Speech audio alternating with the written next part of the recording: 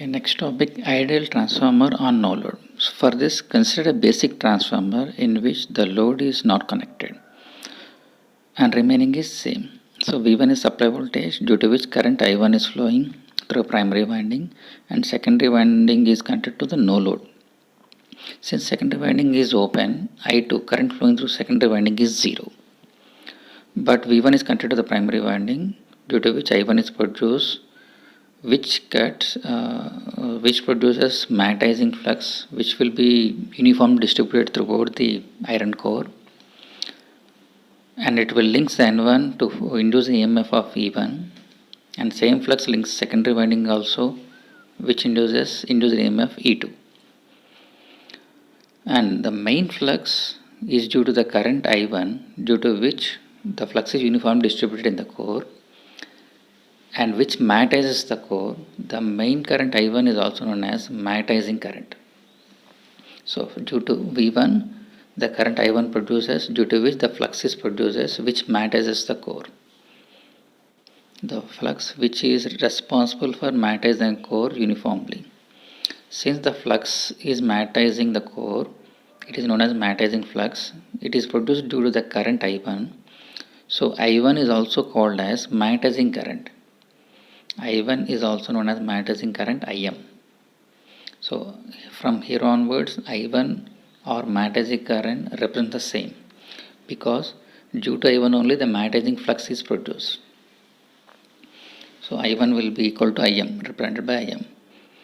And for an ideal transformer, we have considered it as an ideal transformer.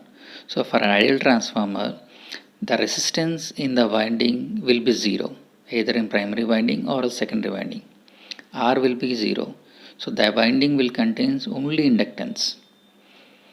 But for practical, both R and L will be there. But in a identical transformer, it is purely inductive because R value is 0. As we know that for inductance, the current lags the voltage.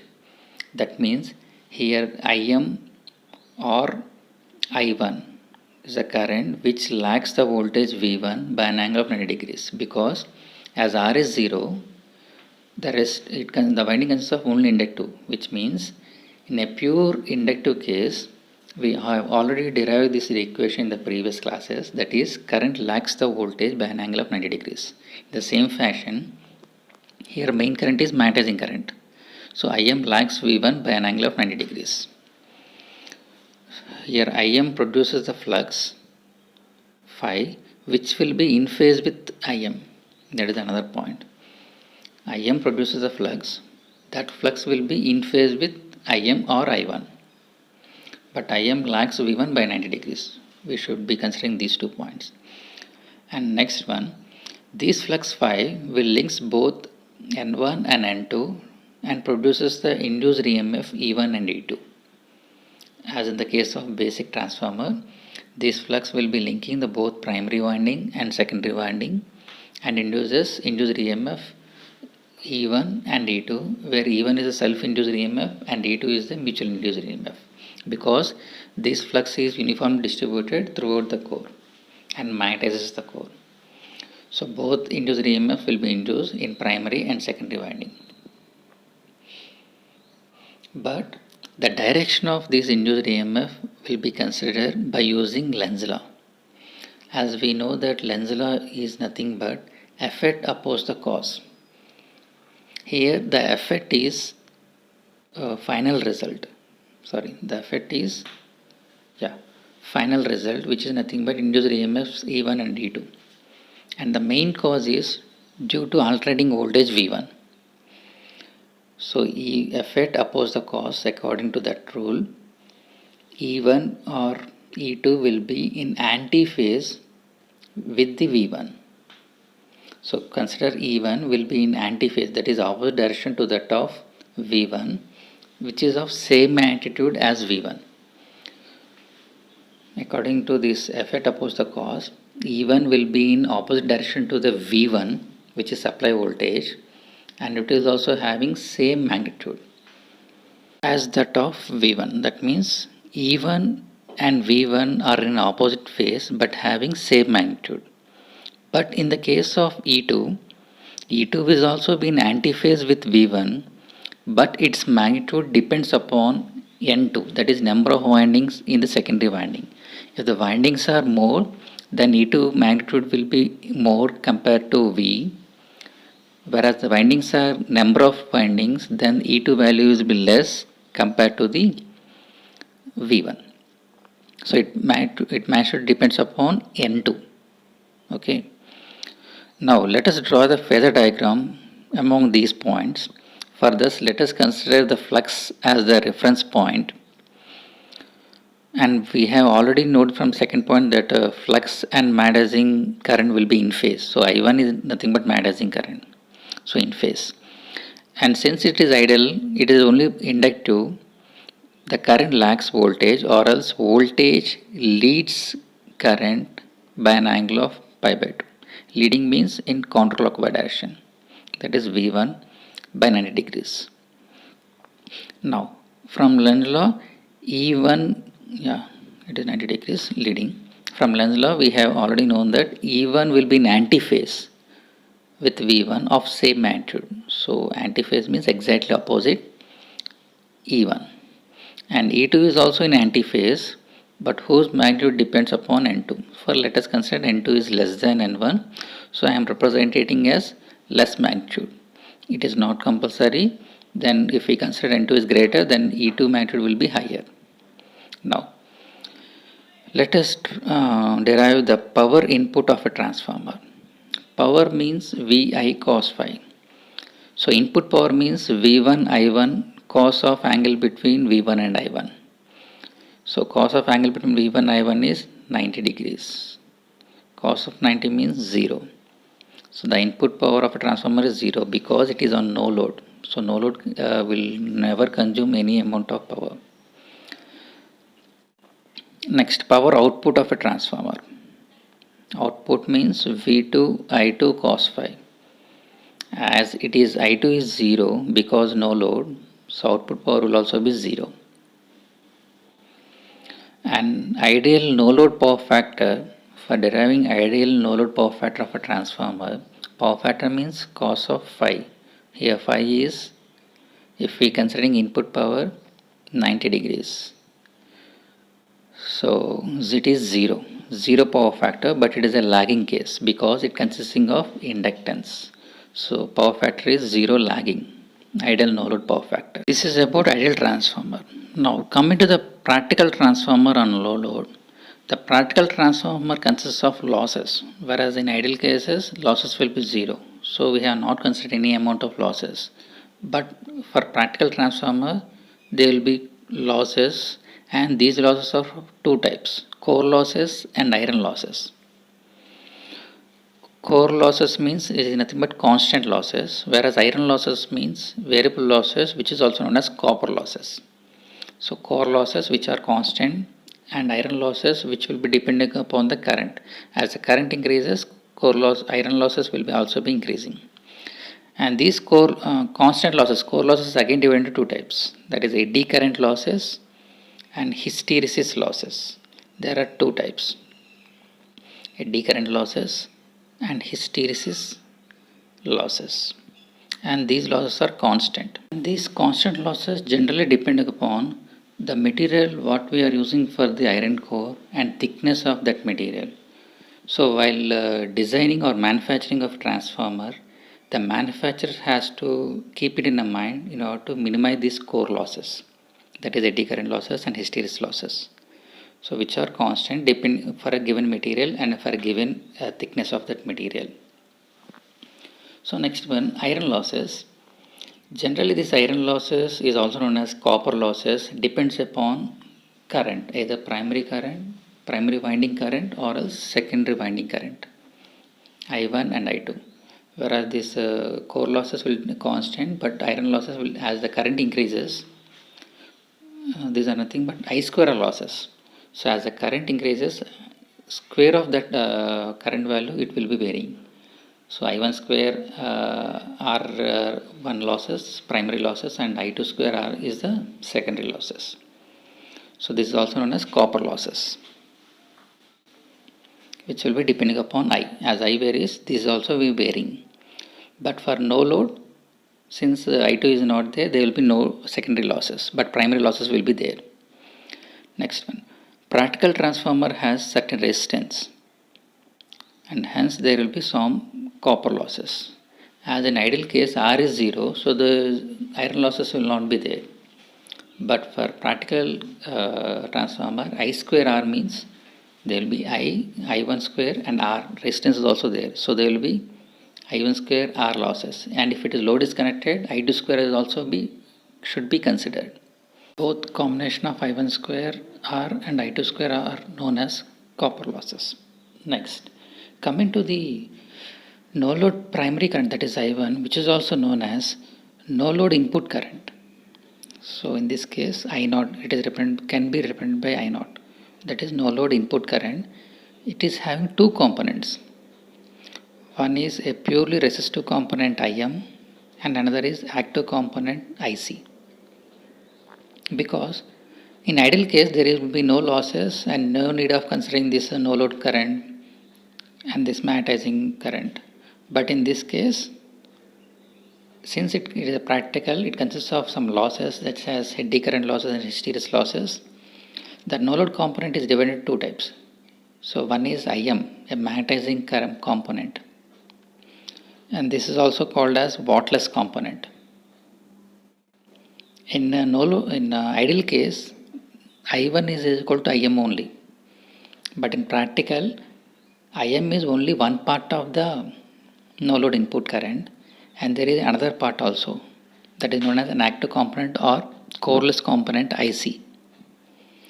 So Im is magnetizing component or wattless component, and second one is an active component or as coreless component Ic, represented by capital IC.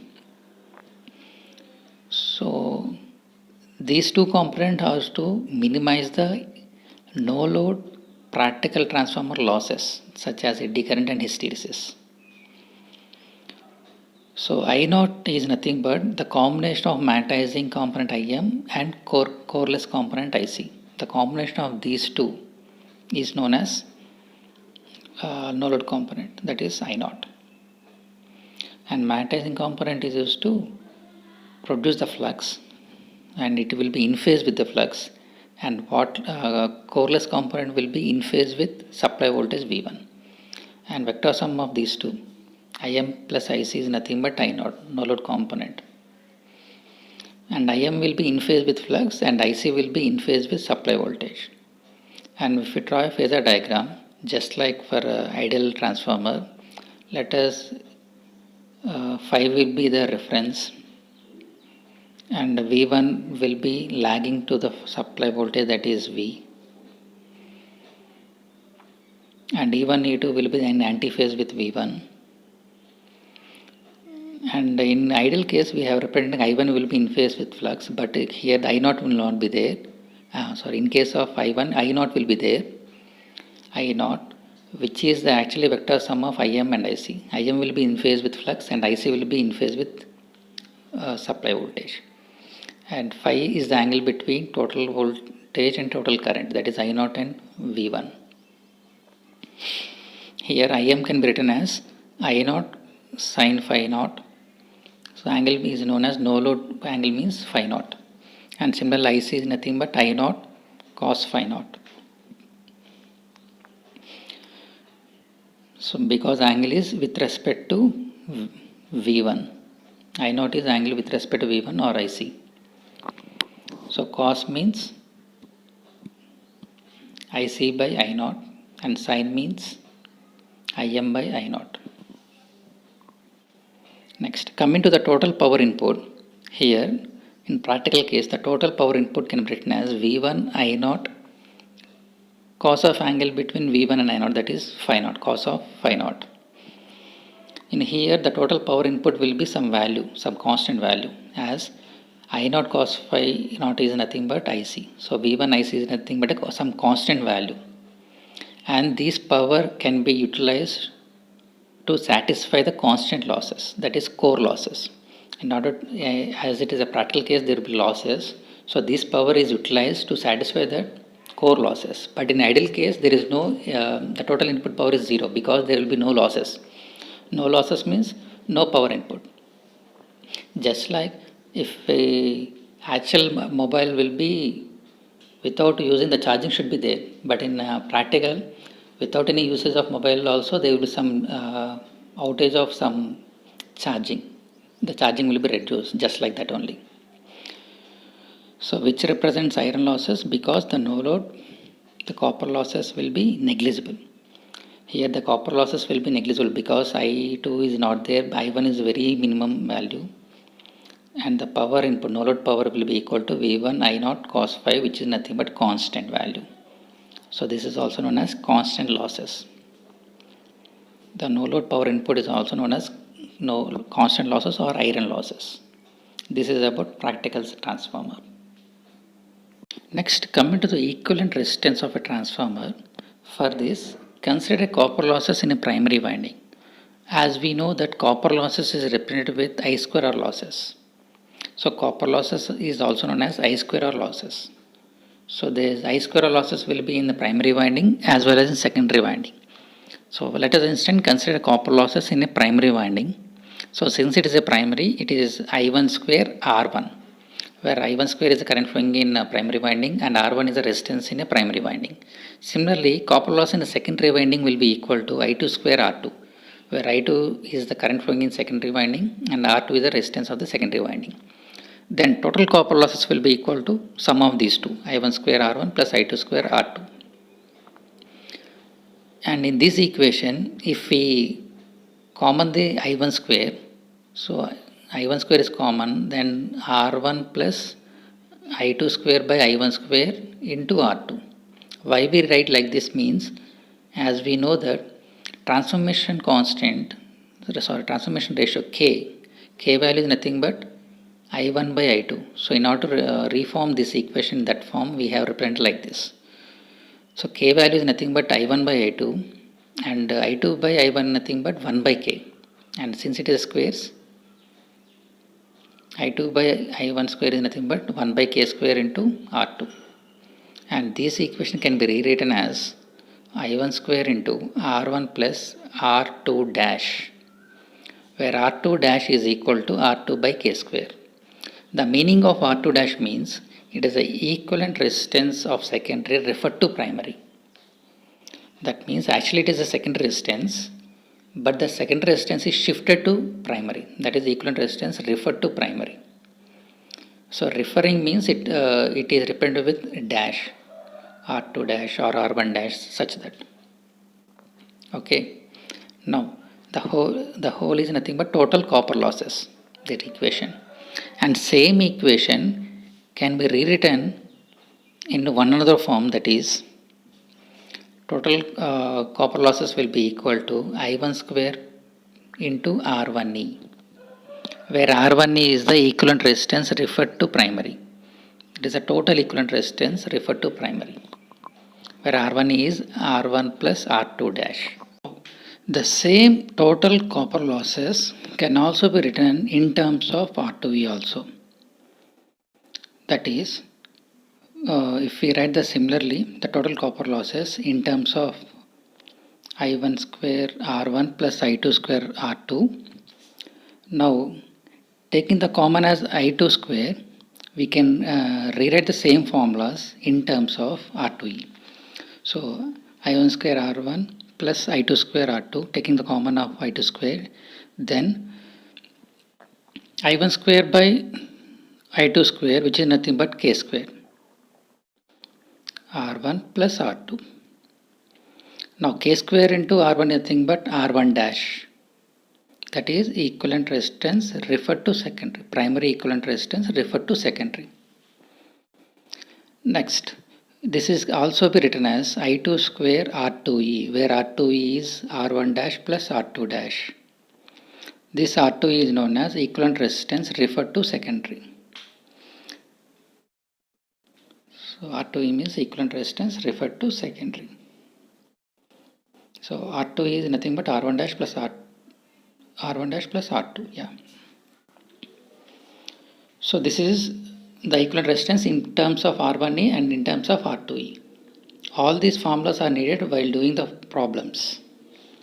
Now same this concept, the diagrammatic wise is, if we consider a transformer which is consisting of primary resistance R1 and second resistance R2,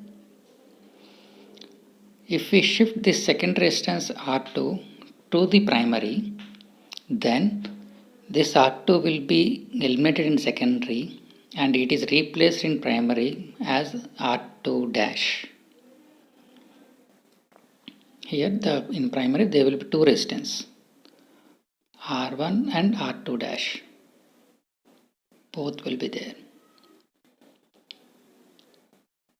And combination of R1 plus R2 dash is nothing but R1E. And similarly, if R1 is shifted to the secondary, then in primary there will be no resistance, but in secondary R2 and R1 dash will be there. Then combination of these two is nothing but R2E. This is the diagrammatic of view. Okay. This is about equivalent resistance. This is referred to primary and this is referred to secondary.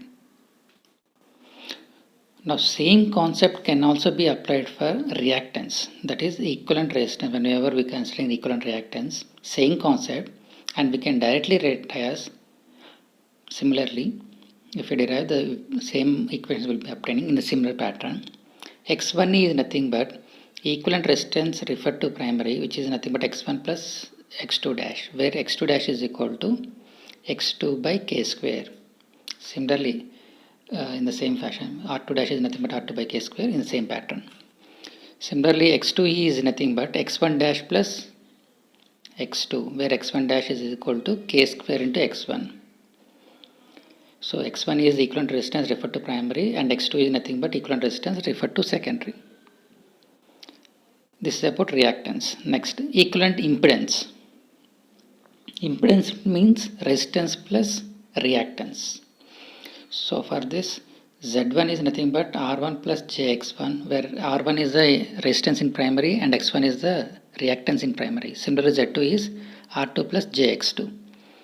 And equivalent impedance referred to primary. Z1 is nothing but R1E plus JX1E. Similarly, Z2 is nothing but R2E plus JX2E. This is the equivalent impedance referred to primary and secondary. If we draw the equivalent diagram, the primary winding consists of both resistance and reactance. Combination as impedance Z1. R1 and Z1, the total combination is nothing but Z1. Similarly, in secondary, it consists of R2 and X2, and the combination of these two is nothing but Z2. Z1 and Z2. If Z1 is referred to secondary, it is Z1 dash, and if Z2 is referred to primary, it is Z2 dash.